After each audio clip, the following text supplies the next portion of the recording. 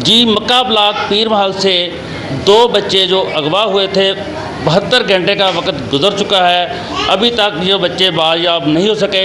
यहाँ पे आरपीओ फैसलाबाद गुलाम Mohammad Dogar, deputy commissioner टोबर taxing मियाँ मोहसिन रशीद और डीपीओ टोबर टैक्सिंग वकार शुएब कुरैशी साहब यहाँ पे तशरीफ़ लाए। उन्होंने वालिदैन से मुलाकात की और उन्हें यकीन दहानी कराई कि बच्चों को बहुत जल्द बायाब करवाया जाएगा। लेकिन 72 घंटे का वक्त गुजर चुका है, अभी तक कोई पेशरफ्त नहीं हो सकी।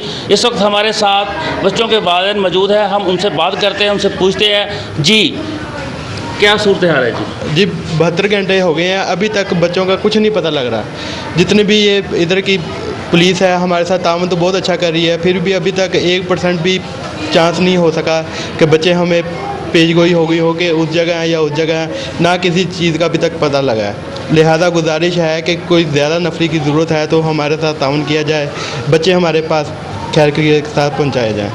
सर पुलिस ताउन कर रही है कि नहीं? पुलिस सिस्टम हमारे साथ बहुत ज़्यादा ताउन कर रही है, हमारी सोच से भी बढ़कर, पर हर चीज़ में नाकामी हमें सामना करना पड़ रहा है। यानी कि हमें अभी तक हमारे बच्चे नहीं मिल सके, कोई सुराग कुछ नहीं पता कि बच्चे कहाँ हैं, किस हाल में हैं। ठीक है, लिहाजा यही गुजारिश है सीएम साहब से, वज़ीर आज़म साहब से कि जितना हो सके हमारे साथ ताउन करें, हमारी मदद करें इस काम के लिए।